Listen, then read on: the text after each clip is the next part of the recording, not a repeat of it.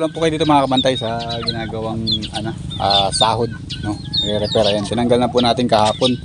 Ito na i-video kasi nadoba tayo. Ayan. Ito po yung sinasabi niyo maraming sira. Ayan. Kaya papalitan natin yan ng mga itim. Ayan. Oh.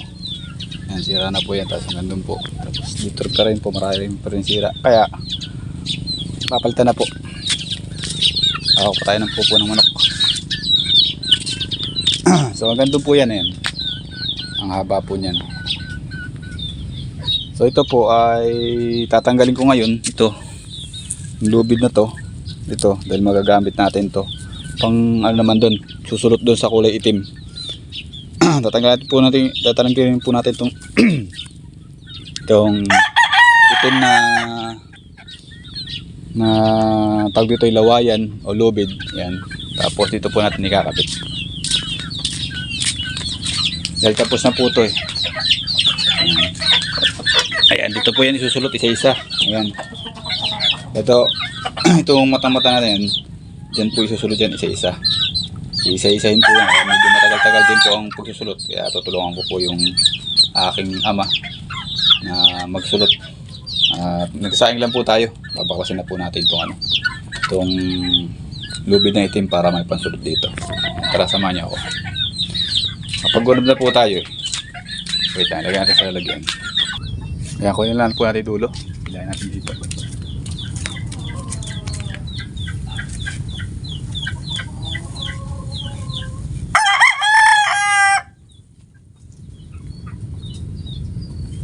Kailangan lang po natin ito mga kabantay. Ito aba, ang nangyari sabit.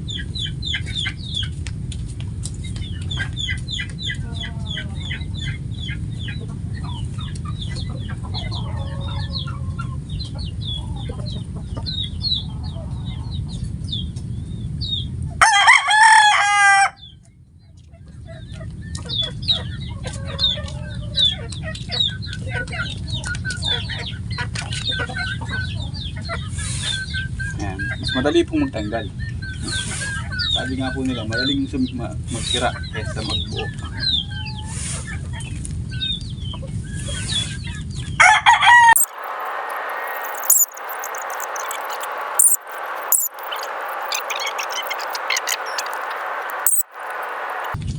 Ano po natin to mga kabantay. Hindi po ganito pabuhol. Susudlong po natin pag ano. Makita nyo lang po ito pag ating susudlong na. So ito po, sabi ko sa inyo, kaya ito pinapanta na.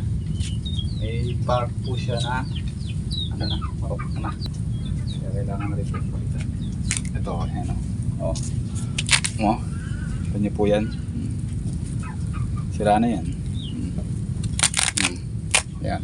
May part po siya talagang malambot na. Kaya kailangan po natin siyang palitan na. Ito, wala na po ito. Kaya ito po yan, sira na. Dahil nga po malambot na. Bilis yung marapok na. Pipilas na siya. Kaya palitan na natin yan. So ito, yung mga ibang matibay, gagamit natin yan kung paggawa-gawa ng salok. So ito, tara dito sa lamig. Sana yung ating sudlong ito. Pakita ko sa inyo paano sudlong. Putulin lang po natin. Kabilaan.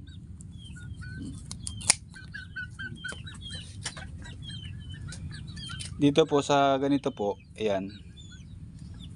Hihimayin po natin yung tatlo. Pilahin po natin sila. Ayan.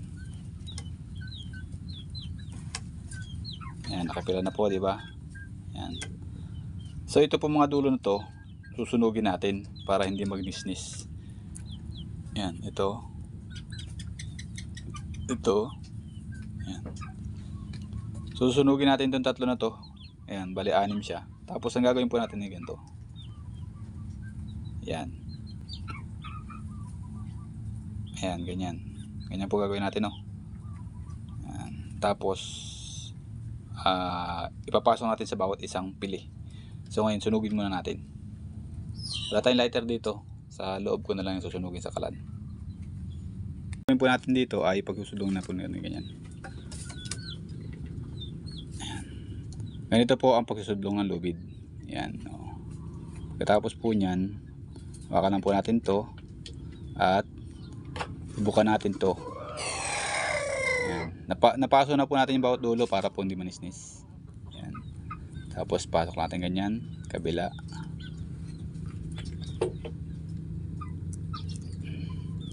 Kabila din.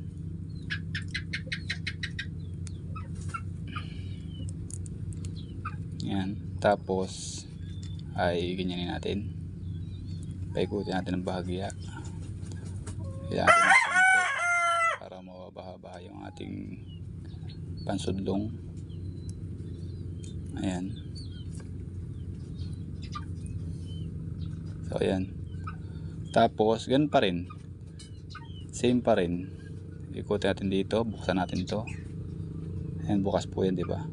Pasok natin dito. Ikot. Buka tong kabilang lubid. Tapos pasok dito. Ikot uli. Tapos pasok. Ayan. So ayan. Tapos tayo sa kabila. Ayan, tapos tayo sa kabila, oh. Dito naman tayo sa kabila. Ayan.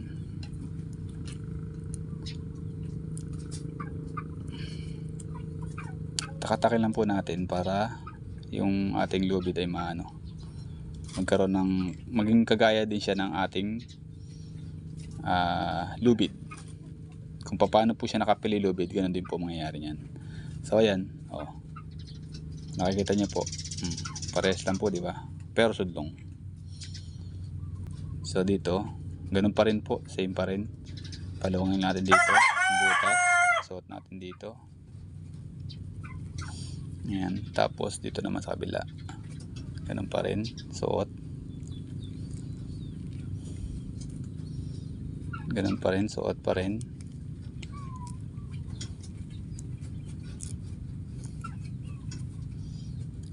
Suot. Ito. Basta po ang kada isang isang pili ay nagpapuktaw po tayo ng isang Ayan. So dito naman uli, kabila. Gagawin nga siguro dun sa central. Ayan. Isa pang ikot.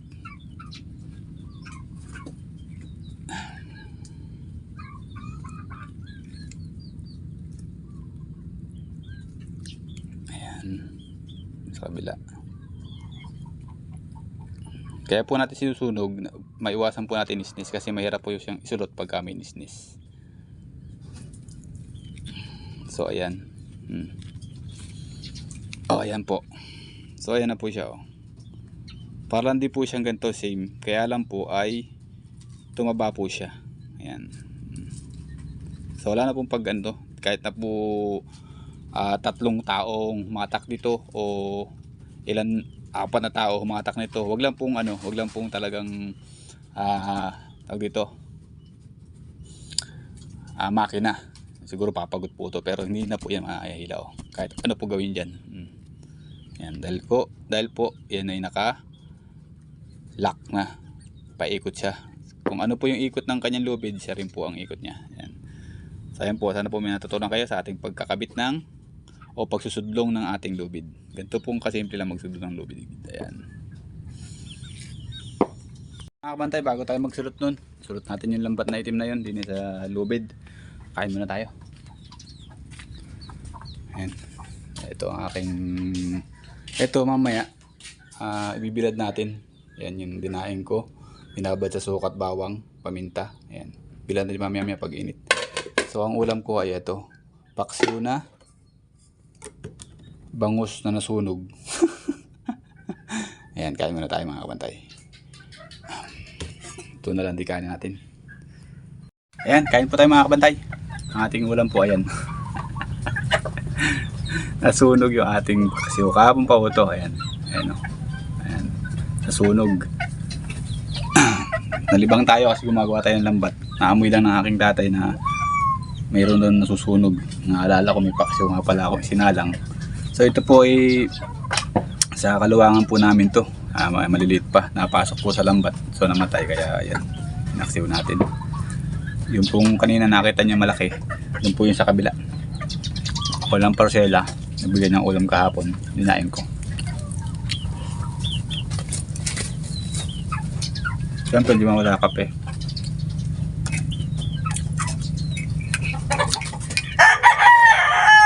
Wala akong tatay ko, hindi ko alam kung ano ginagawa dun sa Central. Kung tuloy ho ba ang bawas. Nabi ko kasi ng bulante, babawas daw, hindi ko lang alam kung ngayon.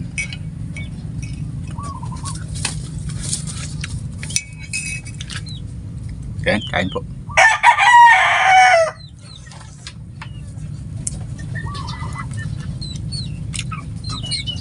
Balat lang naman yung sunog, kaya yung ano, yung balat itapon na lang natin.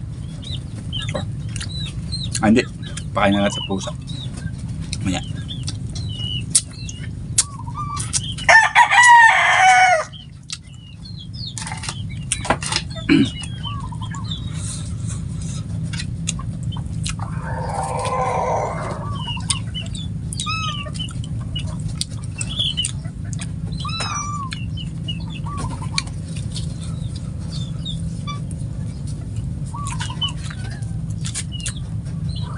Masarap naman po yung lasa niya. Lasang paksiw na smoke. Parang, ang tawag dito, sa baboy na pinausukan. Ganun. Minit, pato.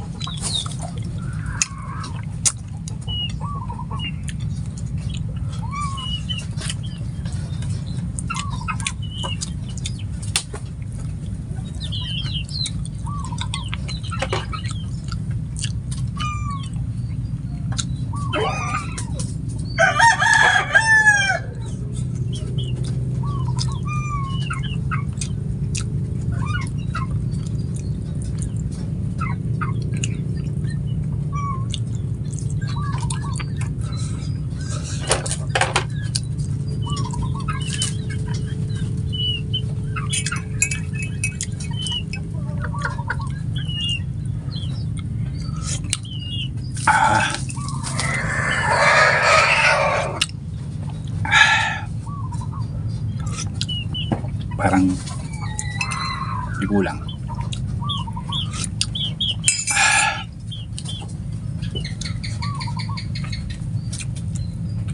Cool. Kuya lumipad-lipad.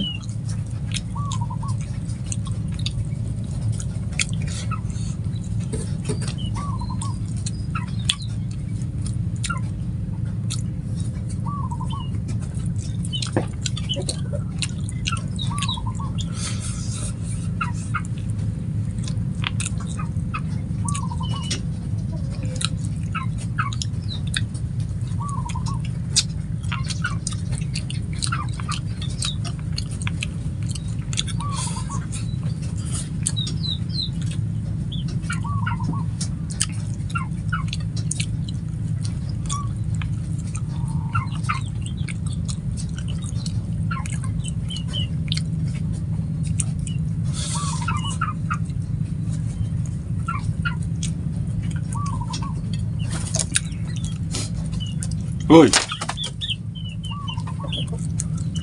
Ayun, kumain na kayo eh.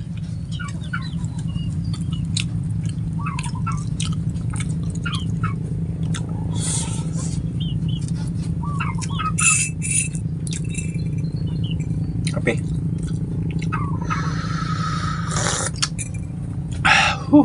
Init.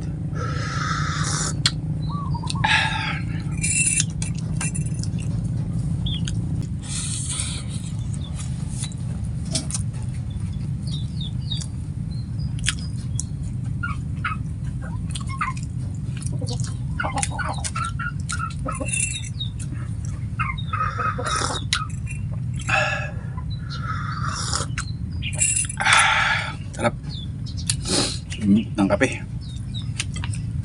Tapaksiw.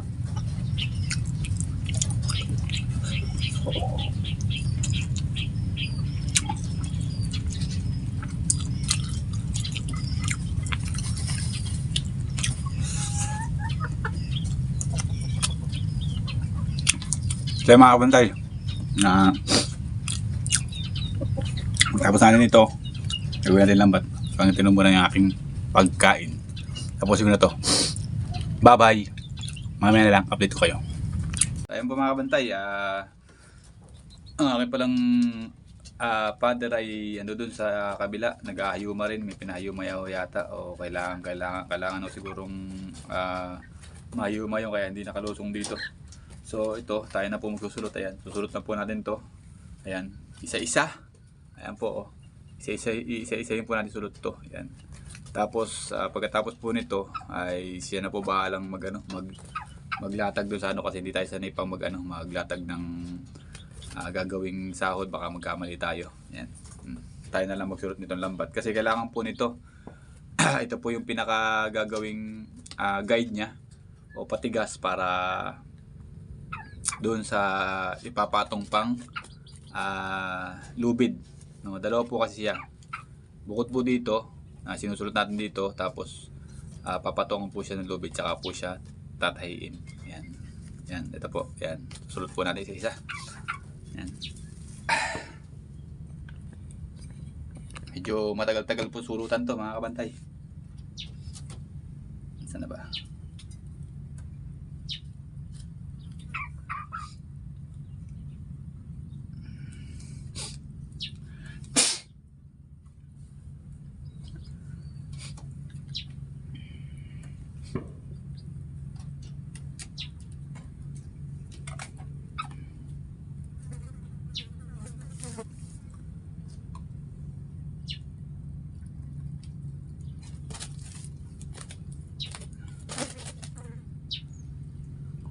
Kung ilang daan po to, libong mata po ito. Baka hindi lang po libo.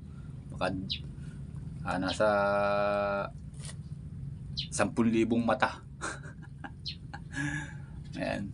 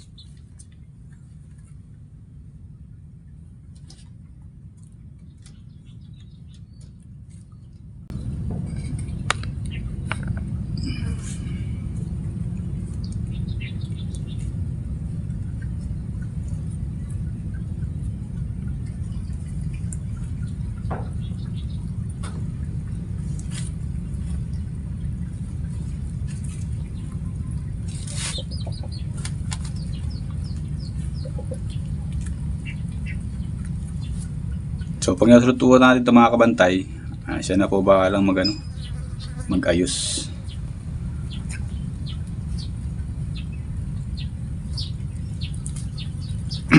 Siya po ano sa ibabaw, papatawan ng lubid sa ibabaw tapos hayumahin. Matagal po talaga itong isulot.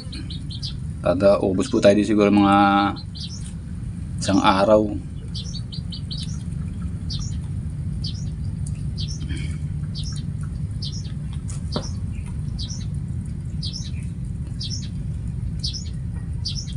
Hindi naman pwede ho kasi dito yung paktaw-paktaw eh. Kailangan po dito ay mata-mata talaga.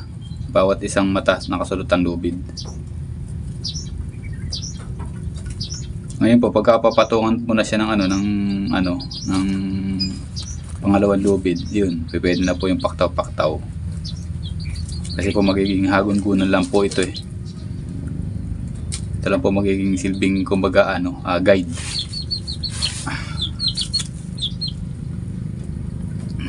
Kasi po pag didirekta natin sa lubid na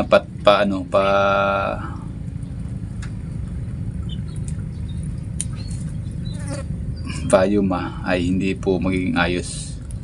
O pagkapatong, hindi po magiging ayos ang lambat. Kaya po nilalagyan ng ganitong lubid sa hindi isa-isa po yung mata ng lambat para para pagkakabit sa isa pang lubid ay hindi na siya mahirap ikabit. Mahirap po kasi ito pag walang lubid, nakapatong talaga po. Lahat po ng ginagawa na ganito, kahit na po lambat, meron po talaga ganitong susulot po talaga ng lubid, tapos papatungan ng panibagong lubid uli. Ayan. Hanggang dito lang muna po ang aking pagsusulot. Bye bye. God bless to all. Mama chuchup. Mwah. Mwah.